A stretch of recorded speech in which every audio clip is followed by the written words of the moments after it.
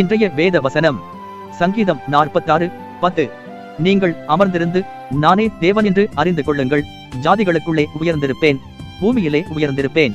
பிரியமானவர்களே, இந்த வசனம் அமைதியான சூழலில் சொல்லப்பட்டது அல்ல, மாறாக பெரும் குழப்பமும் போராட்டமும் நிறைந்த சூழலில் சொல்லப்பட்டது. அமர்ந்திருந்து என்பது எபிரேய மூலச் சொல்லில் கைகளை தளர்த்து அல்லது முயற்சியை கைவிடு என்று குறிப்பிடுகிறது. அதாவது நம்முடைய சொந்த பலத்தால் ஒரு காரியத்தை செய்ய போராடிக் கொண்டிருப்பதை நிறுத்திவிட்டு அந்த பாரத்தை தேவனிடம் இறக்கி வைப்பதே அமர்ந்திருப்பது ஆகும்.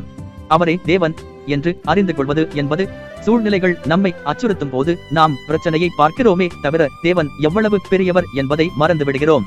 அவர் சர்வ வல்லமையுள்ளவர், அவர் அனைத்தையும் கட்டுப்படுத்துகிறார், அவர் ஒருபோதும் தோற்பதில்லை என்று நாம் அறிந்து கொள்ள வேண்டும்.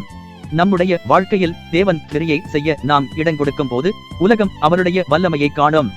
நாம் அமைதியாக இருக்கும் போது தேவன் நமக்காக போர் செய்கிறார். அதன் மூலம் அவருடைய நாமம் மகிமைப்படுகிறது. எனக்கன்பானவர்களே, இன்றைக்கு உங்களுடைய வாழ்க்கையில் ஏதோ ஒரு காரியம் உங்களை கலக்கிக் கொண்டிருக்கலாம். அடுத்து என்ன நடக்குமோ என்ற கவலை இருக்கலாம். தேவன் இன்று உங்களுக்கு சொல்லும் வார்த்தை, பதறாதே, கவலைப்படுவதை நிறுத்து, நான் உன் தேவன் என்பதை நினைவில் கொள். ஆம், உங்கள் போராட்டங்களை அவரிடம் ஒப்படைத்துவிட்டு அவர் செய்ய போகும் அற்புதத்திற்காக அமைதியாய் காத்திருங்கள்.